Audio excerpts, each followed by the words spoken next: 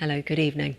Tonight, the violence in Israel and Gaza shows no sign of calming. Israel has moved troops towards the Gaza border to prepare for all eventualities and an escalation, and has called on 7,000 reservists to bolster police efforts to rein in clashes in Arab Jewish towns.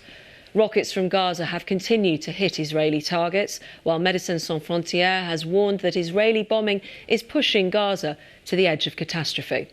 For many, this latest heightening of tensions and bloodshed is depressingly familiar. But neighbourhood fighting and the threat of civil war has made this conflict impossible to ignore. With 87 Palestinians and 7 Israelis dead since Monday, tonight we'll attempt to plot the tricky path back to the negotiating table.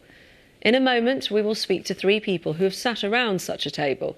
But first, here's our diplomatic editor, Mark Urban. Hassan, member of the Palestinian mission to the 2011 and 2012 exploratory Israel-Palestinian peace talks, Danny Ayalon, Israel's deputy foreign minister from 2009 to 2012 and the country's former ambassador to the US, and Martin Indyk, Barack Obama's special envoy for Middle East peace from 2013 to 2014. Welcome to you all. Martin, if I could begin with you, what do you make of Joe Biden's management of this conflict to date? Well, very much for all of your time. Now, the plight in India has led many to want to reach out and help those affected by the country's deadly second wave. Now discovered that legislation brought in by the Indian government is preventing some NGOs and charities from supplying oxygen concentrators and other essential kit to those who need it most. Several aid organisations operating in India have told us a law amended last September called the Frustration Act, which governs the use of foreign donations, is paralysing their work. Calls for it to be changed to enable aid to get to those in dire need. But the Indian government is standing firm. Seema Katecha reports. Now, if you want to use WhatsApp and you want to keep using it, you'll have to sign up to its new terms and conditions by this weekend. Some people have ditched the app because of concerns about how their data is going to be used. Meanwhile, Apple and Facebook are in the middle of a heated row over information that's collected by apps on the new iPhone operating system.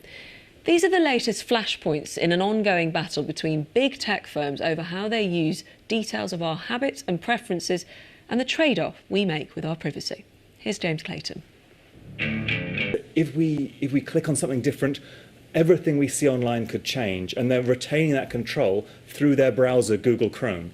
So with this move from Apple, for instance, how should you interpret that?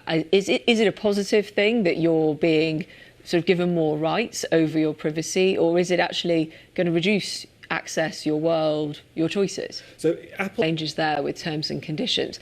And people had been perhaps concerned about those changes, and yet we see that a lot of people will just stay with WhatsApp and agree to it. Is it that people are not that interested in their own terms of what's the best way this will play out for consumers, for users with these sorts of changes? So there's a whole range. Well, that is all from us this evening. Faisal will be in Belfast tomorrow, and until then, thank you for watching and see you then from the team. Goodbye.